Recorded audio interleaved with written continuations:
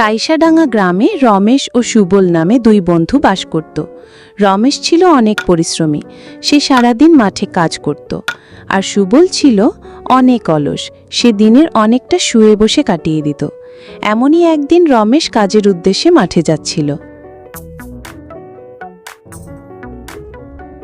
আরে রমেশ, এত তাড়াহুড়ো করে তুই কোথায় যাচ্ছিস ভাই? কোথায় আর যাব বলো, ওই একটা কাজই তো আমি পারি, কৃষি কাজ, যেটা করে আমি সংসার চালাই।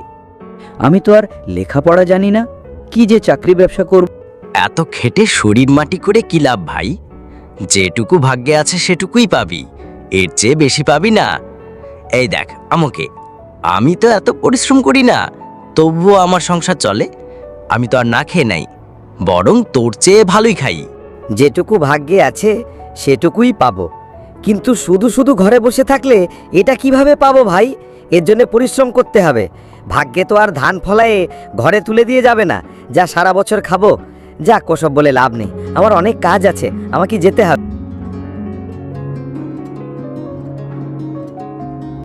এভাবে রমেশ প্রতিদিন কাজ করত, আর সে কাজ করে করে অনেক টাকা উপার্জন করে এখন সে অনেক সুখী, তার বউকে নিয়ে অনেক সুখে আছে।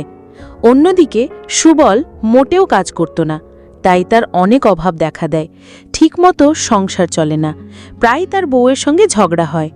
বলি, কোন কাজটা করছো ঘরে বসে বসে? একটা টাকা উপার্জন করার তো মুরদ নাই, সারাদিন খালি খাওয়া, বন্ধুদের সাথে আড্ডা দেওয়া আর বউয়ের সাথে ঝগড়া করা, এই তিনটে কাজই পারো। এদিকে চুলোয় হাঁড়ি চড়ে না, সে খবর রাখে কে?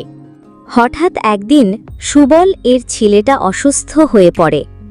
সুবলের কাছে একটা টাকাও নাই যে তার চিকিৎসা করাবে, তাই সে তার কাকার কাছে টাকা ধার করতে চায়। তোকে দেওয়ার মতো সেরকম টাকা আমার কাছে নাই রে সুবল, তুই অন্য কোথাও দেখ যদি কারো কাছে পাস। বলছি ভোলাদা, এই তোমার কাছে কিছু টাকা হবে? আমার ছেলেটা ভীষণ অসুস্থ হয়ে পড়েছে, হাতে একটা টাকাও নাই যে চিকিৎসা করব। আমার কাছে নাই রে সুবল, আমার নিজেরই সংসার চলছে না ঠিক মতো, এখন খুব টান চলছে বুঝলি, টাকা পয়সা আমার কাছেও খুব একটা নাই। এভাবে অনেক জনের কাছে গিয়েও সুবল টাকা পায় না। অবশেষে সে রমেশের কাছে আসে আর বলে, ভাই রমেশ, আমি খুব বিপদে পড়ে গেলাম। আমার ছেলেটা অনেক অসুস্থ হয়ে পড়েছে, হাতে একটা টাকাও নাই। অনেক জনার কাছে গেলাম ধার নেব বলে, কেউ দিল না। তোর কাছে কি কিছু টাকা হবে?